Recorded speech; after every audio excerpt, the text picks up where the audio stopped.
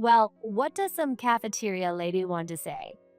Our president, Jack Taylor, and the department head, Julie Taylor, who had come for a factory inspection, said this with a mocking tone toward the elderly woman working in the cafeteria. You've really been doing whatever you want. I won't let you say you've forgotten my face. The elderly woman took off her headscarf and, with a voice full of authority, confronted the two of them. It was the dignity of a former president. The time had come to put an end to the abusive management of the father and daughter. A board meeting was convened, and the many acts of wrongdoing were brought to light. It was decided that Jack would be dismissed, and Julie would be fired on disciplinary grounds. Lucas was appointed as the new president. What had once seemed like an unreasonable demotion turned out to be the path to an unexpected happiness. My name is Lucas York. I'm 33 years old this year. I was assigned to the General Affairs Department at the headquarters of a precision equipment manufacturing company. And for the first 3 years after joining, I did a lot of menial tasks. However, as I gained experience, I started to take on more important responsibilities like contract negotiations, managing contracts, and preparing for shareholders' meetings. Last year, I was promoted to Deputy Department Head. If things keep going smoothly, I can see the possibility of becoming a department head. I've been focused on work, but 2 years ago, through a friend's introduction, I met a woman, and we started dating. We have a relationship where we understand each other's work, and we are considering marriage. I was called into the president's office during the annual personnel change period. When I entered the president's office, Julie, the female department head of General Affairs, was also present. Lucas has consistently exceeded our expectations with his work. Yes, indeed. Your work is worthy of recognition. Julie is Jack's only daughter, who joined the company 3 years ago and was promoted to department head after just 2 years in the General Affairs Department. She doesn't work much, and once the workday ends, she's the first to leave the office. She's often seen on her phone during working hours. However, because of her position as the president's daughter, no one has been able to say anything to her. Since I was a new hire, I've been taking over her unfinished tasks and covering for her mistakes. It was for the good of the company, and never out of personal feelings. I've been thinking about you. Would you like to go out with me? I thought I was being called in to discuss work. Surprised by the sudden confession, I carefully chose my words to decline. I'm really sorry, but I have an important girlfriend. Julie's expression, which had been all smiles just moments ago, suddenly turned cold. Do you even know who I am? I'm the president's daughter. If you marry me, your future as president is guaranteed. I believe promotions should be earned through merit. After these words, Julie stormed out of the room in a fit of rage. Jack lightly nodded his head toward me, signaling me to leave. At that time, I had no idea that this would be the turning point of my fate. From that day on, Julie completely changed her attitude and began treating me coldly. However, my daily life in the General Affairs Department remained as busy as ever. And despite the overt harassment from Julie, I had no choice but to quietly get through my work. Julie began pointing out even the smallest mistakes I made and scolding me loudly. Lucas, the date on this contract is 1 day off. Do you plan on ruining the company's reputation with such a basic mistake? It had been my responsibility to manage contracts since my early days as a new hire. But suddenly, I was ordered to review all the contracts. With a deadline set, the extra work added to my regular duties stretched well into the night. Julie, I finished reviewing the contracts. Well, that's late. It's already past closing time. Why did it take you so long? The window outside was already dark, and the lights in the department were barely on. And this checklist, Why aren't you using the format I specified? Do it all over again. But Julie, this is the format you approved yesterday. What? I don't remember approving that. Are you calling me a liar? Realizing that excuses wouldn't work, I silently took the materials back home. The next day, I was up all night working again, but Julie was still dissatisfied. This is totally unacceptable. Come in first thing tomorrow morning and redo it. Once again, I ended up staying late at the office. With my late hours at work, I had to cancel plans with my girlfriend multiple times. I'm sorry. Looks like you'll be working late again today. It's okay. Just focus on your work. I could sense the loneliness behind her kind words. But for now, I had no choice but to focus on my work. One day, I was put in charge of preparing for the contract renewal with a major client. I carefully prepared the documents, drawing on my past experience. This is an insult to the client.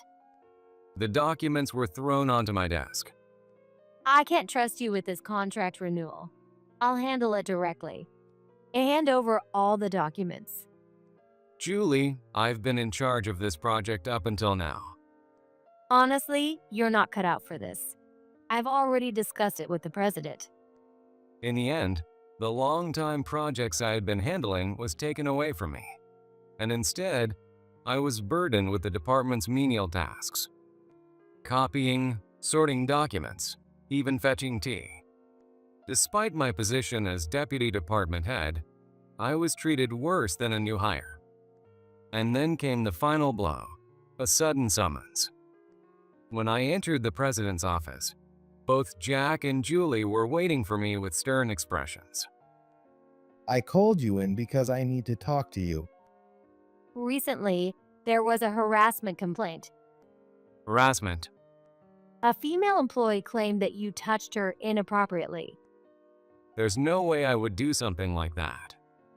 I was speechless at this completely baseless accusation. There's evidence.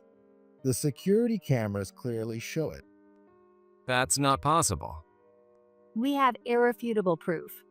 There's no way to talk your way out of this. Normally, this would lead to immediate dismissal, but considering your long years of service, we'll give you a lighter penalty. Starting tomorrow, you'll be transferred to the factory in the east. I was told of the sudden demotion, with no chance to protest. Later, I would find out that this false accusation was orchestrated by Julie. The security camera footage was also fabricated by her. Lucas, next time, make a wiser decision. Turning me down was foolish. These were her parting words on the day I was demoted to the factory. Anger welled up inside me at this unfair treatment, but I knew that getting emotional here wouldn't change anything. I clenched my fists and silently accepted the demotion. 2 weeks had passed since I was transferred to the factory. The work I was assigned was mostly simple office tasks, but I tried to find meaning in it. Are you the new guy? What's your name? It was around this time that I was approached by the elderly woman in the cafeteria. She must have been quite old, but she was so lively that calling her grandma felt unnatural. I don't know who started calling her that, but her name was Nancy, and everyone referred to her as Mom. My name's Lucas, and I was assigned here today. Lucas, you've got to eat a lot, okay? Young guys like you need energy. With that, she served me a large helping of food.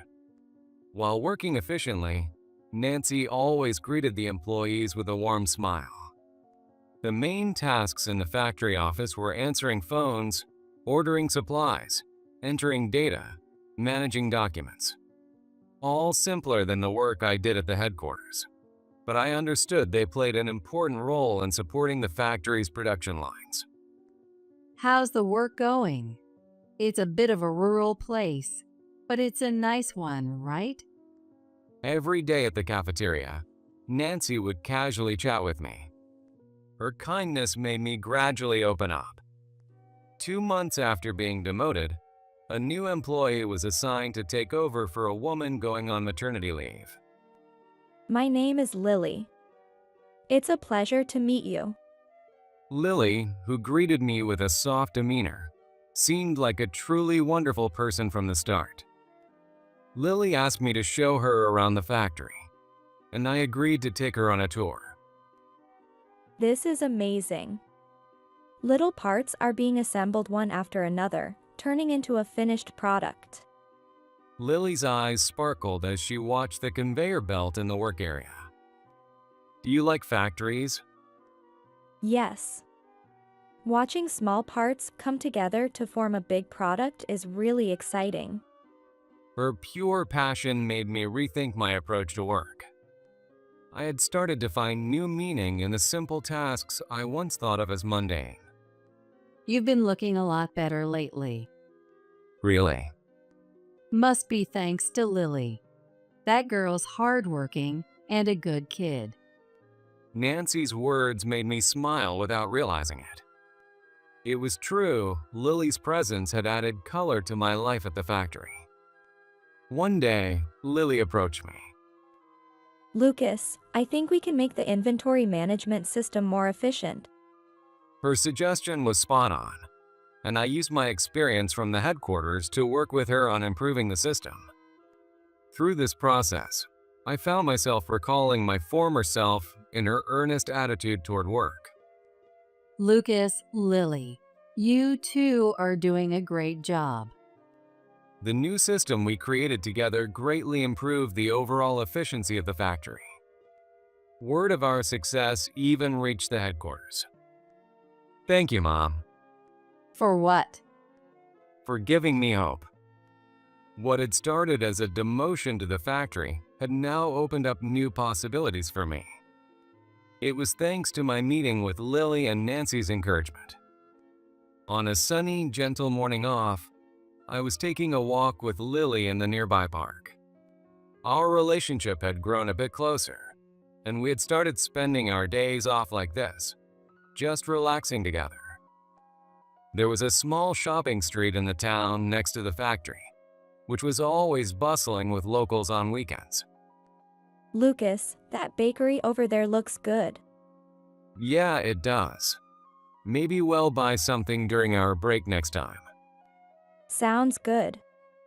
I want to recommend it to Mom too.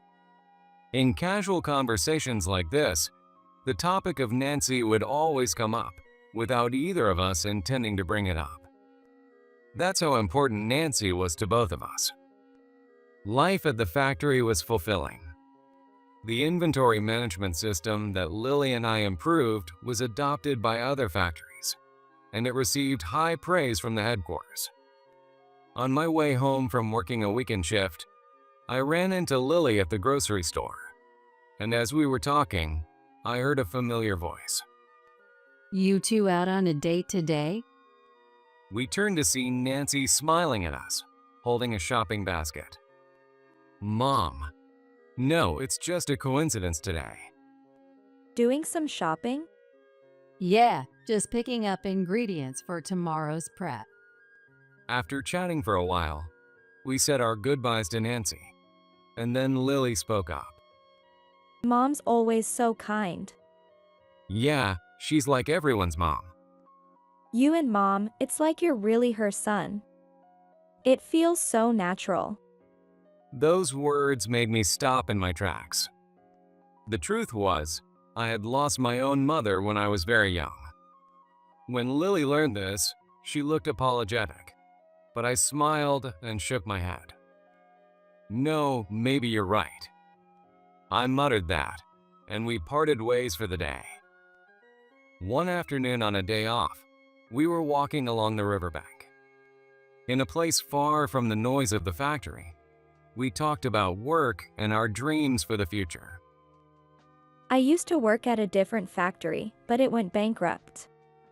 That must have been tough. Yeah, but I'm really glad I got to work here. Her smile made me naturally smile back. What had started as a demotion to the factory now felt like something I should be grateful for. Did you make this curry, Lily? It's delicious. While eating curry that Lily had made, Nancy smiled kindly. Thank you. It's a recipe Lucas taught me. No, it's definitely better than mine. As the conversation between the three of us flowed, I felt a sense of happiness. Right now, the environment I was in was more fulfilling than the position or power I had at the headquarters. At dusk, the sunset visible from the factory's rooftop was beautiful. Lucas, this view is amazing. Yeah, the factory bathed in the sunset is quite a sight. As we stood there, the two of us watched the town turn golden in the setting sun. I wished this moment could last forever, but just as I thought that, something unexpected happened. We received sudden notice of a surprise inspection from headquarters. The news of the inspection brought tension to the entire factory. And this time, Julie would be joining the visit as well. I was tasked with showing the factory to the visiting party. When I greeted the president and his group at the factory's front entrance, Julie's cold gaze pierced through me. Oh, you're still here? I thought you had quit by now. I'm in charge of the factory's office work. It doesn't seem like you've learned your lesson.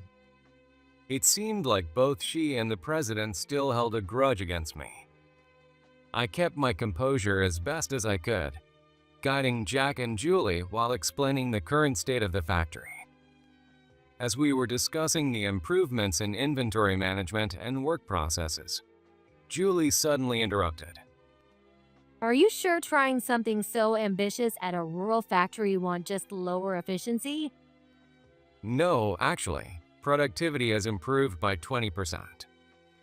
Oh, well, it's not good to deceive with numbers. It seemed Julie was just looking for flaws. I corrected each of her criticisms one by one. Finally, I took them to the employee cafeteria, where Nancy greeted us with a smile. However, Julie looked around the cafeteria with a sneer.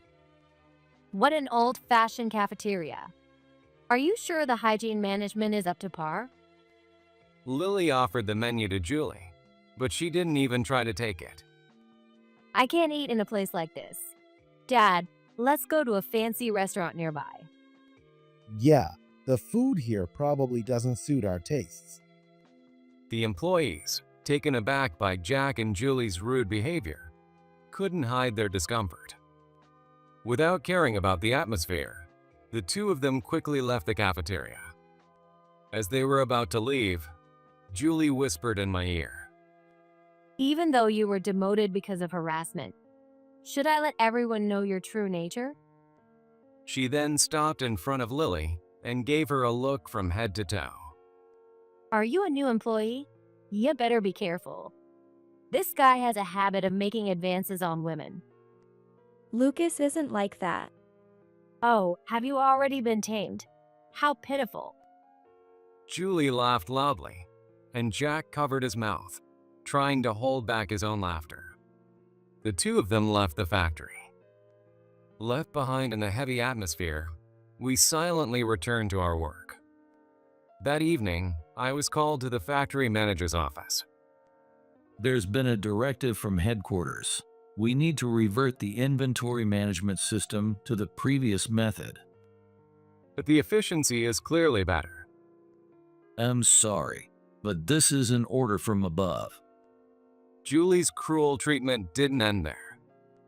For the reason that the factory's expenses were higher than necessary, the budget was drastically cut. Additionally, due to an unfair performance evaluation, the factory employees' bonuses were also reduced. Lucas, don't worry about it. But this happened because of me. I'm so sorry for causing trouble for everyone. This isn't your fault. That father and daughter haven't changed a bit. Nancy's words seemed to carry some deeper meaning. But at the time, I just took them as words of comfort. A week after Julie's inspection, we received new instructions from headquarters. A team would be sent to scrutinize the factory's operations, and Julie was appointed as the person in charge. On the first day of the audit, Julie demanded a large number of documents. I need the past 3 years worth of expense reports, inventory management tables, and work logs. All of them. Okay, I'll get them ready. I need them by first thing tomorrow morning. And make sure you include detailed explanations for each one. Her request seemed impossible, but with Lily's help, we stayed up all night preparing the materials. However, when we submitted the documents, they were all sent back. This is completely unclear. You need to make it more understandable. But Julie, if we add more details. Oh, the new employee is speaking up. I'll find you a more appropriate job. From that day on, Lily was assigned to inventory checks in the warehouse. Working in the uncooled warehouse with heavy labor was too much for someone in her office job. Lily let me take over. No, it's okay. This is part of the job. As I watched Lily working hard, wiping away sweat, my chest tightened. I need to help Lily, I thought, but I couldn't come up with a good way to do it. In the meantime, Julie presented even more demands. She ordered that all factory supplies be re-inspected, and the usage history and future usage plans be submitted by the day after tomorrow. Julie, this deadline is. Can't you do it? Then I'll have no choice but to report to headquarters that there are problems with the factory's management system. With Julie's unyielding attitude, I had no choice but to continue working in silence. Around that time, unsettling rumors began to spread among the factory workers. There was talk that the factory might be shut down. Lucas, you need to be careful. Don't overdo it. I'm fine. I'll manage somehow. Lily, you should rest too. But neither of them had any time to rest. Julie's demands increased day by day. I wonder if this factory is really necessary. It's such a waste of labor costs. Her words seemed to hint at the possibility of the factory being shut down. The employees' anxiety only grew. Amidst this, a new blow came. Dad, isn't it dangerous to leave a habitual harassment offender in the factory? Yeah, we should move Lucas to another place. The suggestion of further demotion made me feel hopeless. But just then, Nancy stood up. What do you think you're doing? Oh, are you the cafeteria lady trying to say something? It looks like you've been doing whatever you want. Her voice had a level of authority it never heard before. Nancy took off her apron and turned to face Julie. I won't let you forget my face. In that moment, Julie's face turned pale. Jack also had a look on his face, as if had seen a ghost. A tense atmosphere filled the cafeteria. Nancy's voice was clearly different from usual. I made the mistake of trusting you, the former executive, and handing over the president's position. No. Why are you here? Jack's face was ashen, and he was trembling. Ignoring Jack, Nancy turned back to face Julie. You've certainly been doing whatever you want, haven't you? I've received a report from someone trustworthy at headquarters who's investigated you. What do you mean? Dad, say something. Julie seemed unable to grasp the situation, shaking Jack's shoulder, but Jack remained silent, sweating profusely. Nancy, having removed her bandage, stood with an air of authority. The factory manager rushed over. I'm so sorry. I was told to keep quiet about this matter even to you, the former president. Former president. Those words caused a stir in the cafeteria. I couldn't follow the conversation unfolding in front of me. Nancy was the former president. I can't believe it. While I was still processing this, the conversation kept moving forward. I'm calling a board meeting tomorrow at headquarters. I don't know who you think you are, former president or whatever, but you don't have the authority to do that. Julie seemed desperate to regain control of the situation, but Nancy remained completely unshaken. The title of chairman is there for moments like this. With those words, Nancy pulled out a stack of documents. The documents contained evidence of Jack and Julie's wrongdoing. Pressure on human resources, improper budget allocations, creating false harassment accusations. I have all the evidence. You've tormented the factory workers, driven out capable employees, and tried to make things go your way. Using the company for personal gain is something that will never be tolerated. Wait, please. Let's talk this over. It's too late. Letting you two run the company was my mistake. In front of the suddenly revealed former president, the president and his daughter stood there, powerless.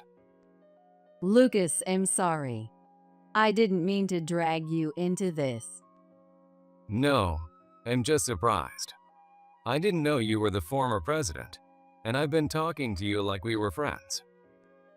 I'm just the cafeteria mom. But thanks to that, I've seen the true nature of this company. I've also come to understand the feelings of the people working at this factory. Nancy smiled gently and gave me a light pat on the shoulder. The next day, an emergency board meeting was held. Under Nancy's command, the misconduct of Jack and Julie was revealed one by one. This company stands because of the efforts of each and every employee. A management that tramples that is not needed. The board members couldn't go against Nancy's authority. By resolution, we have decided to dismiss Jack and dismiss Julie for misconduct. The downfall of the president and his daughter was decided in an instant. And for the new president, I would like to nominate Lucas. The sudden nomination left me at a loss for words. I believe you're the one who can lead this company in the right direction. Knowing the history, the board members had no objections. In fact, there seemed to be growing expectations for the new leadership. The day after the emergency board meeting, under Nancy's order, an all-employee meeting was held. In the large conference room, the employees gathered, and Nancy stood on the stage. I have an important announcement for all of you. Yesterday at the board meeting, we decided to dismiss Jack and fire Julie for misconduct. As the room buzzed with chatter, Nancy continued. Also, we have decided to appoint Lucas as the new president. The sudden personnel change caused a ripple of shock among the employees. I will support the new president as chairman. However, this is a transitional measure. I want to entrust the future of this company to the younger generation. Called up to the stage, I nervously began speaking as I faced the crowd. I was previously demoted to this factory for unjust reasons. However, working here, I learned the true value of manufacturing. The room went completely silent. At this factory, every single part is carefully assembled to become a reliable product.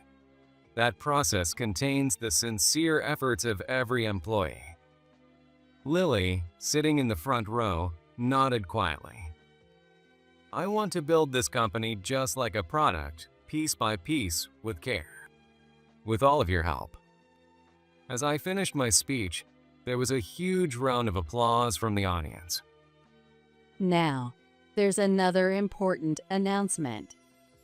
Nancy revealed the various wrongdoings orchestrated by Julie.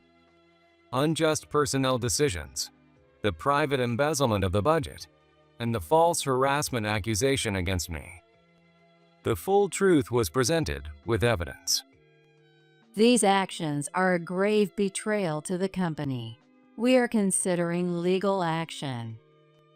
Anger could be heard from the employees. But this is not the end. In fact, it's a new beginning. True to her words, the company began to change drastically. The inventory management system that had proven successful in the factory was rolled out company-wide, and operational efficiency skyrocketed. The unfairly reduced bonuses were also brought back to the proper level. Lucas, congratulations. Lily, thank you. It's because of you that I realized the value of this factory. Well then, we've got a mountain of work to do. Let's get started.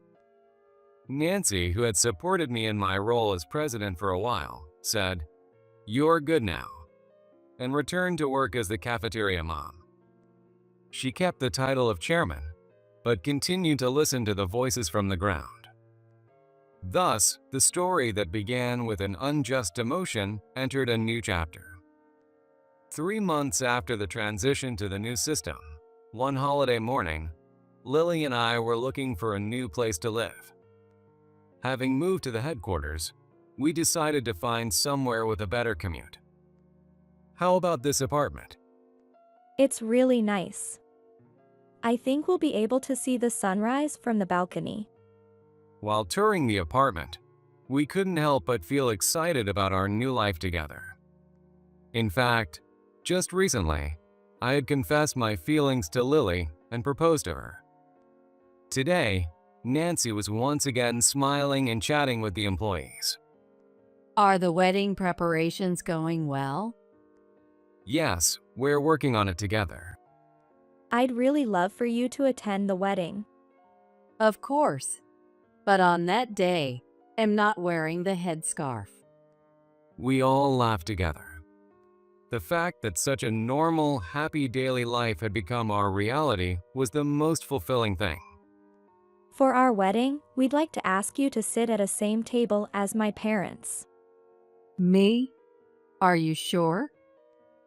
Yes. To us, you're like real family. Thank you. I also think of you too as my own children. Her words brought warmth to my heart. I never imagined that the demotion I once faced would bring me such happiness. All right, Lucas. From now on, I'm leaving everything to you. At those words from Nancy as the chairman, I straightened my back. 6 months ago, I was appointed as the new president, but I had to wait for the ceremony to confidently stand before everyone. Finally, the day of my appointment ceremony arrived. 6 months after the dismissal of the Taylor family, the company had successfully turned things around. Thus, the story that began with a demotion was now entering a new chapter. The setbacks I had faced in the past had now become valuable lessons. By continuing to move forward, unexpected happiness awaited me. It was truly a story that taught me the wonders of life. The wrongdoings of the Taylor family were reported to the police. Through a forced investigation, a series of large-scale embezzlements and illegal fund transfers were uncovered. Julie, after being ousted from the company, started looking for another job. But the bad reputation from her previous position spread, and she faced rejection from every company. Clinging to the image of once being an executive at a prestigious company, her savings ran out, and she was forced to move from her apartment to a cheap one. Evidence was found that Jack had been complicit in Julie's embezzlement, and he was arrested. During the interrogation, past wrongdoings were also uncovered. He was now in a situation where prison time was inevitable. After her father's arrest, Julie was abandoned by her relatives and fell into complete isolation.